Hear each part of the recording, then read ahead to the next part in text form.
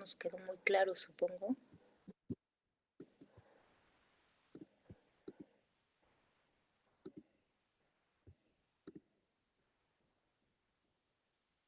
Fue la terminación o el proceso de terminación en la célula, perdón, de la transcripción en procariotas.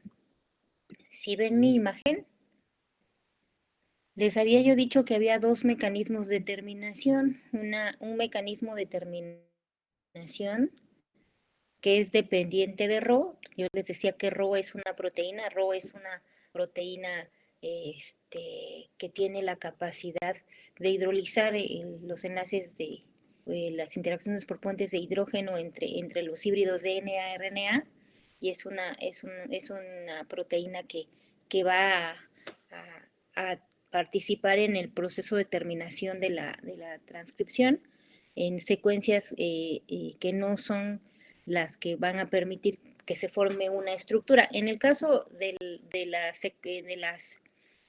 la terminación independiente de Rho, perdón, es decir, aquella terminación que no va a requerir de esta proteína,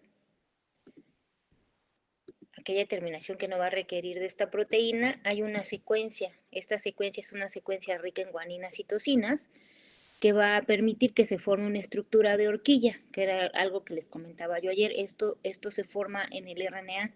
Esta estructura de horquilla va a permitir que el híbrido DNA-RNA se vuelva inestable, y va a permitir en un momento determinado que el RNA mensajero se disocie de la secuencia molde, y en este caso, cuando existe esta secuencia rica en guaninas y citosinas, que al final de cuentas va a dar secuencias de tipo palindrómico, va a conducir a la terminación de la transcripción.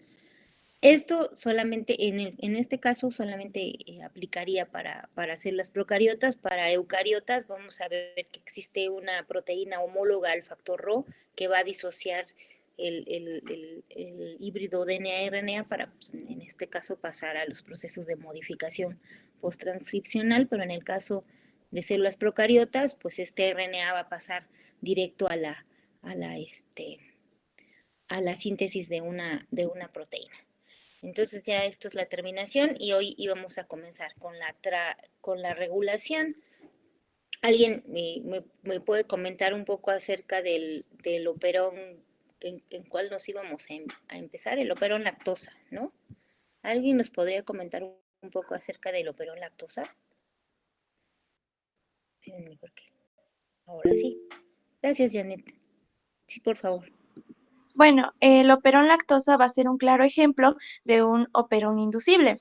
Este va a codificar proteínas que van a permitir que la bacteria use la lactosa como fuente de energía. Esto va a ser siempre y cuando la glucosa esté ausente, porque si hay glucosa, la bacteria va a preferir la glucosa y no la lactosa. Todos nos gusta más el azúcar. Sí. El inductor se va a unir al represor y va a cambiar su forma para evitar que al operador se una la polimerasa y empiece el proceso de transcripción. Existen dos proteínas reguladoras muy importantes en este proceso, como van a ser el represor LAC y una proteína que se conoce como CAP. En el caso del represor LAC, va a detectar lactosa, mencionaba a través de un isómero, que es la alolactosa, y este va a servir como un sensor de lactosa. Y también otra proteína va a ser la que se conoce como CAP, que es la proteína activadora por catabolismo, que va a servir como un sensor, pero en este caso de la glucosa. Y esta va a trabajar siempre y cuando haya AMP cíclico, que esta es una señal que manda la célula cuando no hay glucosa y necesita una fuente de energía. Al haber este AMP cíclico, la CAP se va a unir a la región del ADN antes del promotor del operón, y va a ayudar a que la ARN polimerasa se una al promotor y comience el proceso de la transcripción. Ok. Sí, ahorita vamos a ver un poco de este mecanismo en el que es cierto, hay, si no hay glucosa, se tendría que conducir a la expresión de estos genes estructurales. Ahorita ya lo vemos más a fondo. Sí, gracias, Janet Mestley.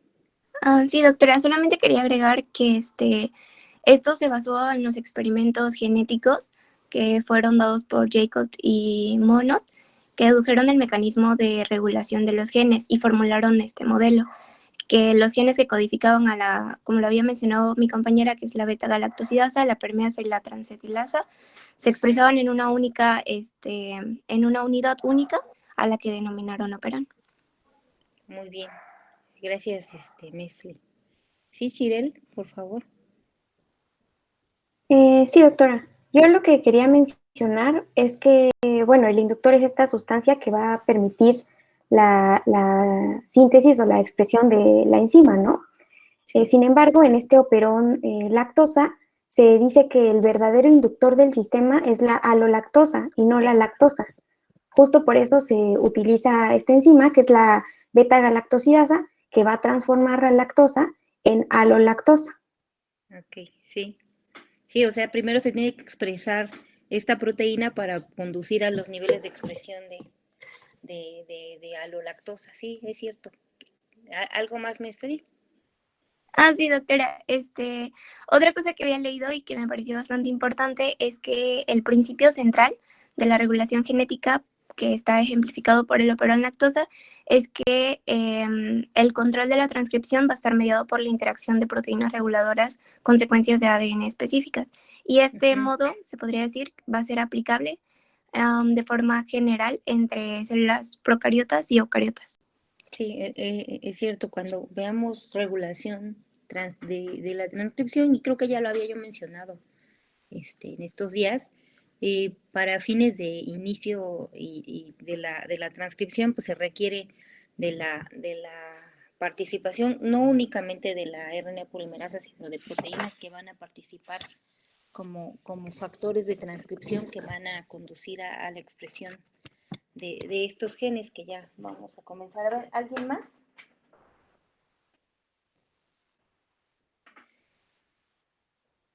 Ok, entonces vamos a ver esta cosa que está aquí. Estaba presentando y se dejó de presentar, ¿verdad?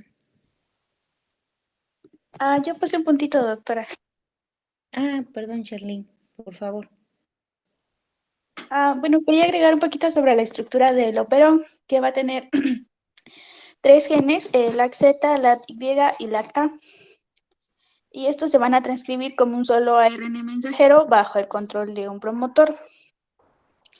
Estos genes van a especificar a las proteínas que van a ayudar a la célula, bueno, en este caso sería la Escherichia coli, a utilizar la lactosa. El gen LAC-Z pues va a codificar una enzima que va a dividir a la lactosa en monosacáridos que pueden formar parte de lo que es la glucólisis, y de forma similar la LAC-Y pues va a codificar un transportador en la membrana que va a ayudar también a llevar a la lactosa adentro de la membrana. Ok. Sí, gracias, Charlene. ¿Algo más?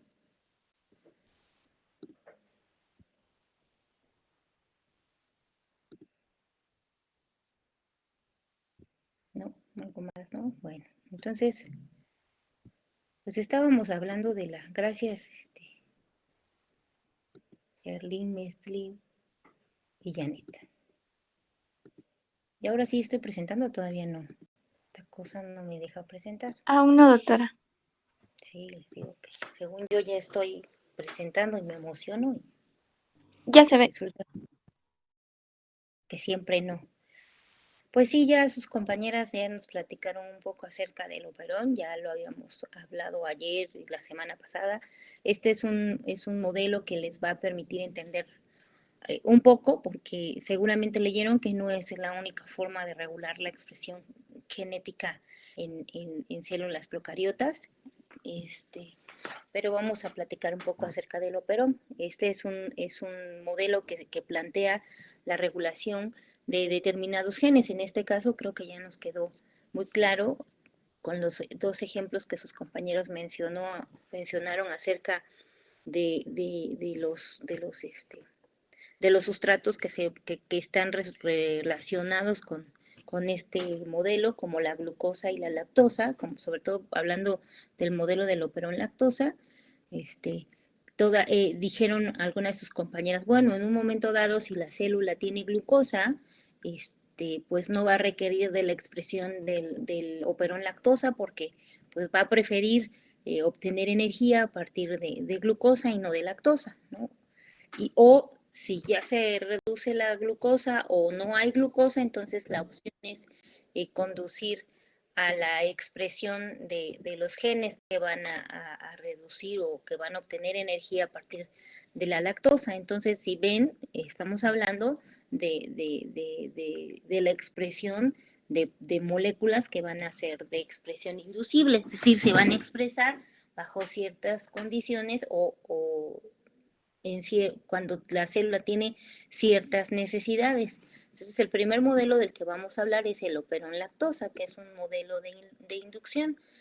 En general, pues ya sus compañeras mencionaron que el modelo planteado por Jacob y Monod, creo que fue en el Instituto Pasteur, es que el operón va a constar de secuencias de regulación y de genes estructurales. Secuencias de regulación, hablando del promotor, sitio al cual se va a unir la RNA polimerasa, y el operador, que este sitio sería el sitio donde se va a llevar a cabo la zona donde se va a bloquear o donde se va a impedir la expresión de un gen. El silenciamiento de este operón dependerá de la ocupación de la región operadora. Si esta región está bloqueada, y vamos a ver bajo qué condiciones puede estar bloqueado.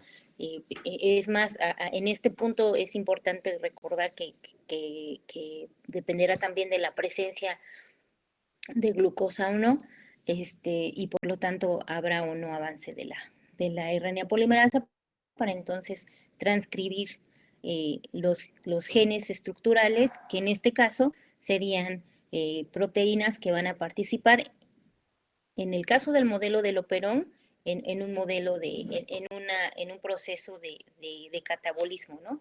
Que sería degradar estas moléculas. En el caso del operón lactosa, que sería conducir a la degradación de la lactosa para obtener energía a partir de ella, ¿no? Entonces, el modelo de inducción, pues es un sistema inducible en el cual el sustrato, como ya vieron, en este caso vamos a ver que solamente el modelo del operón, pero podríamos hablar del modelo del operón arabinosa o del operón maltosa. En este caso, en el modelo de inducción, el sustrato va a ser el responsable de inducir o de conducir a la expresión de las maquinarias proteicas que van a actuar sobre él para poderlo degradar, ¿no? Entonces, en el modelo de inducción propiamente, vamos a hablar de una molécula que funciona como inductora, ¿no? En los sistemas de inducción, pues ya vimos que son sistemas enzimáticos que se van a encargar de degradar al sustrato, que generalmente son carbohidratos. En el caso del operón lactosa es un sistema inducible. La proteína reguladora va a ser la que va a estar bloqueando el sitio o la región operadora, y ya vamos a ver bajo qué condiciones la proteína represora o reguladora va a estar bloqueando este sitio. Y también va a haber un sistema, en este sistema un inductor, ¿no? Hay que recordar que en el caso del operón lactosa, en la región estructural van a estar presentes los genes Z, el gen Y y el gen A, como sus compañeras ya mencionaron.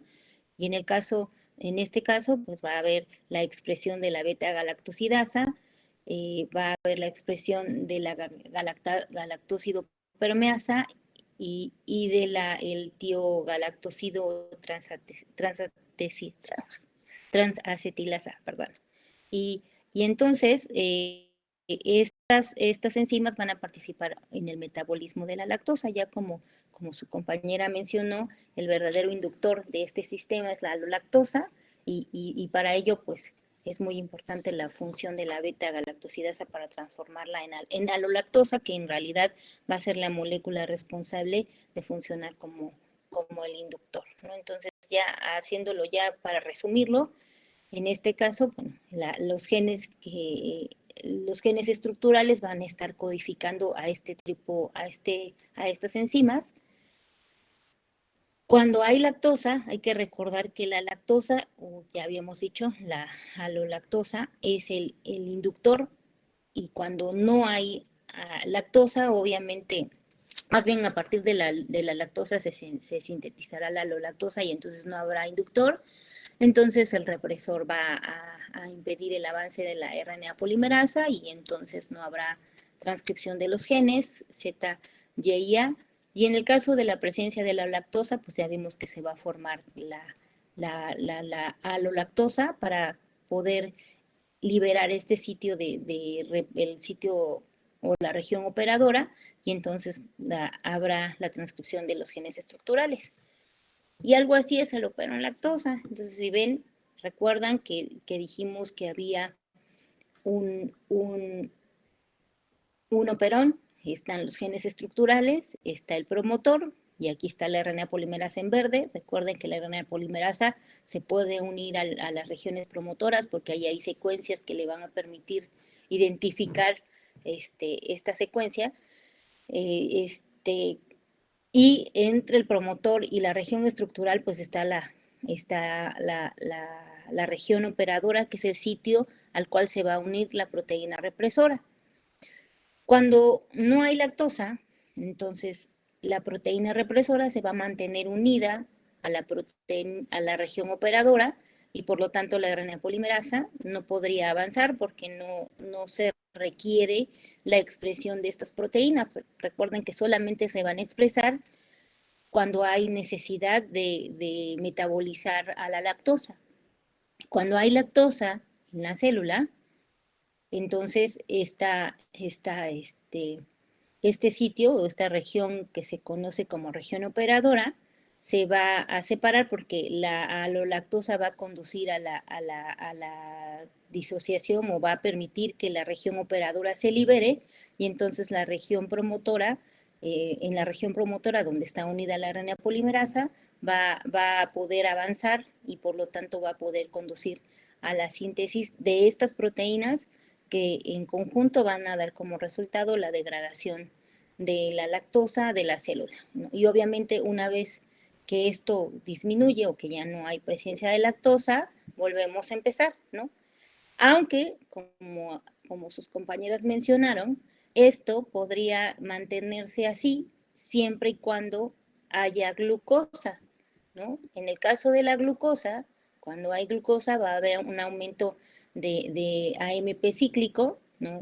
Y este AMP cíclico se va a unir a una proteína de unión a AMP cíclico.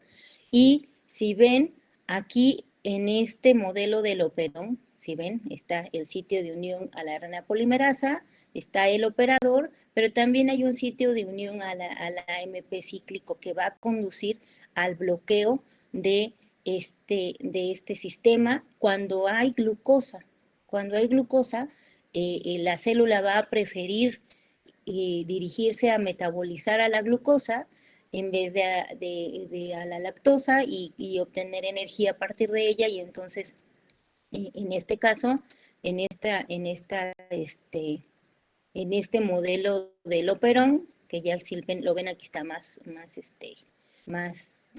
especificado. Si ven, recuerden, aquí está el promotor, que sería el sitio de unión del promotor, el sitio de unión a la RNA polimerasa. Aquí estaría la secuencia aproximadamente la menos 35 y la menos 10, que dijimos que aquí estaban estas secuencias consenso que permitían al factor sigma reconocer esta zona del promotor y mediar la unión de la RNA polimerasa a esta secuencia. Aquí está la región operadora, pero cuando este sitio está bloqueado, el operador se mantiene bloqueado y por lo tanto este sistema va a permanecer silenciado. Entonces, si ven, estamos hablando de un proceso de silenciamiento cuando hay o está presente la glucosa. Cuando los niveles de glucosa disminuyen o no hay presencia de lactosa, entonces estaríamos hablando de este sistema de regulación. Existe otro mecanismo otro modelo del operón, el modelo del operón reprimible. Es un modelo de operón de represión e igual hay un promotor, hay un sitio donde se une la DNA, la RNA polimerasa, igual hay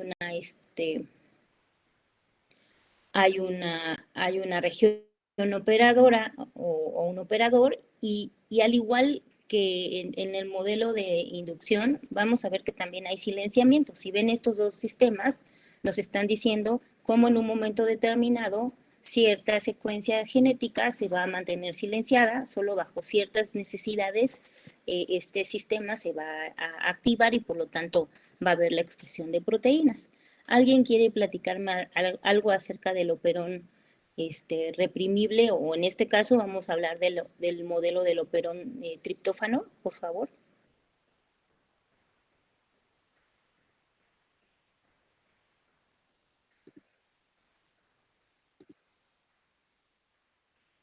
Sí, Cassandra, por favor. Sí, doctora. Bueno, en el operón reprimible, a diferencia del inducible, este va a estar expresado en condiciones normales. En condiciones normales sí va a expresar sus proteínas estructurales, aún en ausencia del inductor, así como se veía, a diferencia de lo que se veía en el operón anterior. En este operón también el inductor va a funcionar como un represor y se va a unir al operador para que se inhiba el funcionamiento del promotor y al mismo tiempo pues la transcripción de los genes estructurales. Y sobre el operón triptófano que mencionaba, pues nada más podría decir que en este operón van a estar contenido, a diferencia de lactosa, 5 genes estructurales: el E, el D, el C, el B y el A. Muy bien. Gracias, Cassandra. Shirel, por favor. Sí, doctora. Al ser un operón de tipo especie, pues que haya niveles, básicamente lo que regula es si hay niveles altos de triptófano, pues no se regula, y si son bajos, no se transcribe, ¿no? Y si son bajos, lo hace. Entonces, como dijo mi compañera, pues hay 5 genes estructurales y cuando no hay triptófano o hay muy poco, hay esta proteína reguladora del gen TRP, pues no se puede unir al operador, ¿no? Entonces la RNA polimerasa se une a la región promotora y así se transcriben los genes del triptófano. Muy bien. Sí, gracias, Shirel. Janet, por favor. Sí, solo agregando a lo que mencionaron mis compañeras, en este sistema de operón van a haber 2 tipos de regulación. Uno va a ser por el represor triptófano, el cual va a estorbar de alguna manera a la ARN polimerasa para que le impida trabajar. Y el otro proceso es la atenuación. En este se busca reducir la expresión del operón triptófano y va a impedir, en este caso, la terminación de la transcripción por medio de que la ARN polimerasa se va a detener prematuramente antes de terminar este proceso y la secuencia que se va a conseguir va a ser muy pequeña, que no va a ser lo suficiente para la producción del producto. Sí. Sí, existe este proceso de atenuación. Ahorita lo vemos. Gracias, Janet. Luis Octavio. O algo más, perdón, Janet, ya no te despedí. No, nada más eso. Gracias. Sí, Luis Octavio. Bueno, sí, yo igual lo que había leído era sobre el operón triptófano, que es parte de un sistema represible y es parte de este sistema porque el triptófano como tal a nivel molecular es un correpresor y van a estar impidiendo la expresión de los genes necesarios para su propia síntesis cuando hay altos niveles de triptófano o niveles elevados, como había comentado nuestra compañera. Sin embargo, en la ausencia, igual como había dicho, del triptófano o a niveles muy bajos, se transcriben los genes de este operón. Está compuesto de 5 genes, del A al E. Sin embargo, el promotor y el operador siguen el orden inverso del E, D, C, B, A en vez de A, B, C, D y E. Y estas enzimas, o bueno, este operón es parecido al operón lactato. Y las enzimas codificadas por estos 5 genes estructurales actúan en rutas metabólicas de la síntesis del triptofano en el mismo orden en que se encuentran los genes en el cromosoma. Aunque también había leído en un artículo que tenían un papel regulador, porque codifican para la proteína reguladora, y este gen se encuentra en otra región del cromosoma, sobre todo en bacterias, pero no muy lejos de este operón, y bueno, es lo que yo había leído. Sí, gracias, Luis Octavio. Sara. Y bueno, eso agregar igual sobre lo que hablaban los compañeros, que además de que cuando esté el triptófano en un medio rico, el regulador TRP va a estar reprimido por su propio producto, el cual va a estar compuesto tanto por el aporrepresor y por el triptófano. Mencionaba en el artículo que leí que esto es un ejemplo de una regulación autógena y pues el nivel de represor va a estar autocontrolado. Es decir, si existe mucho represor, se va a impedir la síntesis de más represor, y si existe poco represor, se posibilita la transcripción de este gen TRPR. Ok, ya no te escuché hasta ahí. Hola, ¿sí? ¿Se cortó? Ajá, se cortó, se quedó hasta que hasta que hablaste del represor de RP, perdón, de la proteína.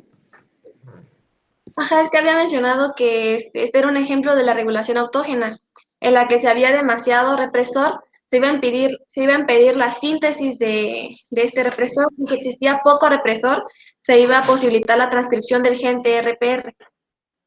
Sí, gracias, Sara. Brenda, por favor. Sí, nada más para agregar a lo que ya mencionaron mis compañeras. Leí un poco y un artículo mencionaba que este sería un ejemplo de una retroalimentación negativa. Nada más eso, doctora. Gracias.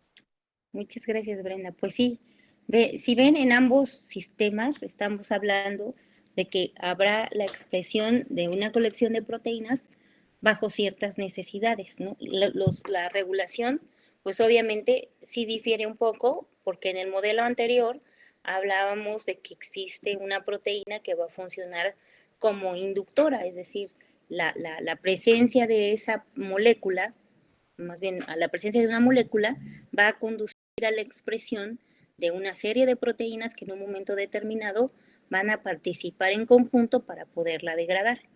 En este caso es al revés, o sea, la falta o la ausencia de esa proteína o los niveles, más bien los niveles bajos de esa molécula, no proteína, perdón, usé el término incorrecto, la falta o las concentraciones bajas de esa molécula en la célula van a conducir a la expresión de estas proteínas que van en conjunto a participar en un proceso de síntesis de esa molécula que está haciendo falta. Entonces, en el sistema represible o reprimible, el producto final de la reacción que cataliza la enzima va a impedir la síntesis de la misma, y ahorita vamos a ver cómo lo vamos a explicar un poco más a fondo. Es un modelo de inducción negativa. El compuesto que impide la síntesis de las enzimas se le va a denominar correpresor. Entonces aquí vamos a ver que hay una proteína represora, pero también hay una proteína correpresora, o sea que en conjunto, junto al correpresor, van a formar una molécula activa que se va a unir entonces a la secuencia que se conoce a la secuencia que va a impedir el avance de la RNA polimerasa, ¿no? Estos sistemas represibles corresponden generalmente a procesos de síntesis o de anabolismo. Vamos a revisar solamente el operón triptófano, pero puede existir también el operón histina y hicidina, perdón, y vamos a verlo aquí en el dibujito, ¿no? Si ven, el operón entonces es un sistema represible, está constituido por genes estructurales. Los genes estructurales codifican para cinco proteínas que en conjunto van a actuar en la ruta metabólica de la síntesis de triptófano, y al igual que lo que vimos anteriormente, habrá elementos de control. Estará el promotor, el sitio donde se une la RNA polimerasa, la región operadora, en este caso el sitio donde se va a unir la proteína represora más la proteína o más la molécula que va a actuar como un correpresor y estaría el gen regulador que codifica para la proteína reguladora. Y en este caso, ya había yo mencionado, no hay un inductor, hay un correpresor, es decir, la presencia de esta va a conducir o va a ser la responsable en un momento determinado de regular también este sistema, ¿no? Este sistema va a participar o va a requerir del triptófano. Si ven, la presencia o la ausencia de triptófano va a ser la responsable de la regulación de este sistema. Entonces, si ven, el operón triptófano entonces está constituido por un promotor, ¿no? Está la región operadora, los genes que codifican para una serie de polipéptidos o de proteínas que van a ser las responsables de la síntesis de triptófano, y la proteína represora entonces va a ser la que va a estar uniéndose a la región operadora siempre y cuando no haya, haya presencia de triptófano, ¿no? En este caso, en el caso del sistema reprimible, en ausencia de triptófano, la región operadora va a quedar libre. Por lo tanto, la proteína represora va a estar inactiva cuando no hay triptófano y por lo tanto la RNA polimerasa puede avanzar y comenzar la síntesis de proteínas que van a conducir a la síntesis de triptófano, ¿no? Cuando aumentan los niveles de triptófano en la célula, entonces el represor se vuelve activo, recordando que la proteína que funciona como correpresora en este sistema es más bien la molécula que funciona como correpresora en este sistema sería el triptófano. Una vez que está activo o que está presente el triptófano, el represor se vuelve activo y entonces va a poder unirse a la región operadora y hablamos de este sistema de regulación, ¿no? Este sistema de silenciamiento. Aunque, como ya sus compañeras mencionaron, también hay un sistema de atenuación.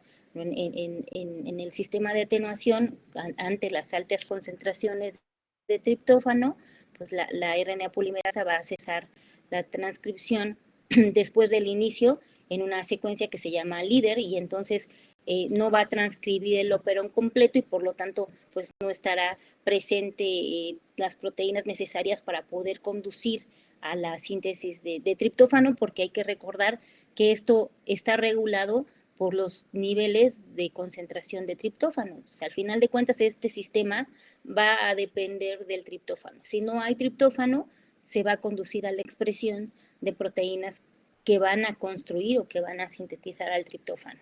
Si hay triptófano, en un momento dado podría atenuarse esto y aunque avance, va a hacer... no va a terminar de transcribir completo la información o en un momento dado podría conducirse a estos sistemas de silenciamiento en el cual hay se une la proteína represora al triptófano y entonces bloquear la región operadora y por lo tanto impedir el avance de la RNA polimerasa. Estos sistemas, obviamente, estamos hablando de sistemas de regulación para células procariotas. Hay otro sistema, y no sé si alguno de ustedes lo leyó, de regulación de bacterias, en bacterias que se conoce como riboswitches. No sé si alguno de ustedes lo leyó. Yo nada más lo voy a mencionar rápido como otro sistema de regulación de expresión génica para células procariotas y que forma parte de una secuencia de los RNAs. ¿Alguien leyó a los riboswitches?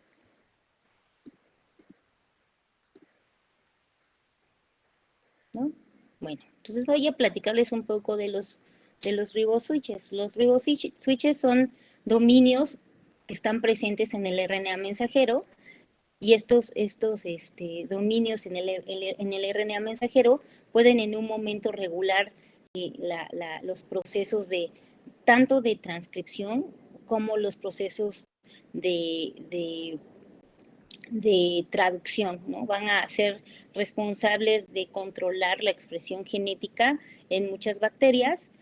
Se ha observado muy poco en eucariotas, son los menos, pero primordialmente los riboswitches se han identificado en células bacterianas y se ha identificado que estas secuencias de RNA mensajero pueden unirse a determinados metabolitos como la glucosamina o la adenina, que hacen que la transcripción sea modulada. En un momento determinado, estas estructuras van a determinar o van a modular la terminación de la transcripción, o si ya se sintetizó el transcrito y se tiene un transcrito completo, van a modular el inicio de la traducción, ¿no? Siempre y cuando estas secuencias o estos dominios de RNA mensajero estén unidos a su metabolito. Entonces, los riboswitches como tal, son secuencias cortas de RNA. Estas secuencias cortas de RNA van a cambiar la conformación de la estructura del RNA mensajero cuando se unen a estos metabolitos, y cada riboswitch va a reconocer una pequeña molécula específica, y este reconocimiento va a dar como resultado un cambio conformacional que puede entonces como tal regular la expresión de la transcripción o de la traducción. En este caso estamos hablando de un riboswitch que va a actuar regulando regulando la terminación de la transcripción. Yo les dije que el riboswitch es una secuencia en el RNA. Esta secuencia en el RNA mensajero, cuando se une a su ligando, que ya dijimos que son moléculas pequeñitas, que son metabolitos, cuando se une a su ligando, va a conducir a un cambio en la conformación de la estructura del RNA mensajero, y en este caso va a conducir a la terminación prematura de la síntesis del RNA mensajero, y entonces van a tener un RNA mensajero que en un momento determinado no se va a poder traducir, y estamos hablando de un proceso de silenciamiento. En el caso de la traducción, este riboswitch, cuando veamos la traducción vamos a ver que los RNAs mensajeros son escaneados por el ribosoma. El ribosoma, específicamente hablando de la subunidad pequeña, tiene la capacidad de escanear en el RNA mensajero y encontrar secuencias, ¿no? En el RNA mensajero vamos a ver que hay secuencias UTR, secuencias que no se van a traducir, y estas secuencias específicamente de ese lado, en las secuencias UTR, se puede formar esta estructura que se llama riboswitch, y que en un momento determinado, si está presente el ligando para el cual es específico, va a unirse a él, y entonces va a conducir a un cambio conformacional. Entonces, este cambio conformacional va a impedir que los complejos de la traducción, hablando de los ribosomas, puedan reconocer el codón de inicio, y por lo tanto van a impedir en un momento determinado la expresión de este gen, bloqueando obviamente el proceso de la traducción. Entonces, si ven, hay dos formas de regular la expresión. Hay varias formas de regular la expresión de genes, y lo estamos viendo para las células procariotas. Una, regulando de manera directa el inicio de la transcripción, como ocurría en los modelos del operón. Si vieron, los modelos del operón se centran en un momento determinado en permitir o no el avance de la RNA polimerasa, y por lo tanto tener o no RNAs mensajeros para poder comenzar los procesos de la traducción. O en este caso, en el que estamos platicando del riboswitch, en el cual esta estructura va a impedir la unión del ribosoma al RNA mensajero, y por lo tanto conducir al silenciamiento de este RNA mensajero. Al final de cuentas, cuando hablamos de silenciamiento, es que no vamos a tener como tal presentes proteínas que están codificadas por ese gen en particular. Se puede pasar el proceso de transcripción, es decir, tener un RNA mensajero, pero ya a nivel de la traducción, a nivel del inicio de la traducción, se puede conducir al bloqueo del inicio de la transcripción, o el bloqueo en alguna etapa el bloqueo del inicio de la traducción, o el bloqueo en alguna etapa de la traducción. Esto tiene alguna utilidad clínica, por supuesto. Generalmente los antibióticos que se conocen, todos actúan inhibiendo la traducción. Entonces, algunos, muy pocos, inhiben la transcripción. De hecho, hasta hay venenos, y esa va a ser parte de su tarea también, que busquen qué moléculas pueden funcionar como inhibidores de la transcripción o de la traducción, y cuál sería la aplicación clínica de estas moléculas, ¿no? En el caso de las bacterias, la mayoría de los antibióticos, su función es inhibir la traducción, y si se inhibe la traducción, pues están conduciendo a la muerte de la célula bacteriana, porque no va a tener como resultado las proteínas que requiere para llevar a cabo sus procesos metabólicos, llámese para obtener energía o para poder construir moléculas que requiere para mantenerse vivo. Entonces, el bloqueo de la traducción pues resulta un mecanismo importante para fines del control de infecciones. Pero, ¿qué pasaría? Como ya vamos a comenzar a hablar de esto para las células eucariotas la próxima semana, ¿qué pasaría si en las células eucariotas existen moléculas capaces de bloquear o la transcripción o de bloquear la traducción? ¿Qué pasaría con las células eucariotas? ¿Qué ocurriría en la salud de las personas si estas moléculas pues son ingeridas y en un momento determinado conducen al bloqueo de estos sistemas? Entonces, hasta aquí llegamos con la regulación. Solamente para células procariotas vamos a ver esto. Si ven, digamos, es relativamente menos complejo. Ya el martes, porque el lunes tenemos examen, vamos a comenzar con la transcripción eucariota, así que por favor busquen y comiencen a estudiar sobre genes eucariotas, sobre qué son los intrones, los exones, el inicio, la elongación y la terminación de la transcripción en células eucariotas. Si ven, en sí ese mecanismo como tal no es tan complejo. Lo complejo resulta en el paso previo al inicio de la transcripción, es decir, qué va a condicionar o qué va a permitir o no en un momento determinado que la RNA polimerasa pueda reconocer primero las regiones promotoras. Si ven aquí, no nos complicamos tanto la existencia, pero en eucariotas vamos a ver que existen ciertas condiciones que en un momento determinado pueden permitir o no el acceso a las maquinarias de la transcripción a estas secuencias. Entonces vamos a ver también cómo, o en este nivel que se conoce como pretranscripcional, cómo está regulado, quién lo regula y qué determina la regulación. Entonces tendríamos que hablar entonces de la regulación a nivel epigenético, de la regulación mediada por los niveles de compactación de los cromosomas. Tendríamos que hablar de las histonas, tendríamos que hablar de la metilación de los promotores, de las islas o de los islotes TPG, que en un momento determinado creo que ya habíamos platicado alguna vez así de manera muy superficial esto, y también hablar de la regulación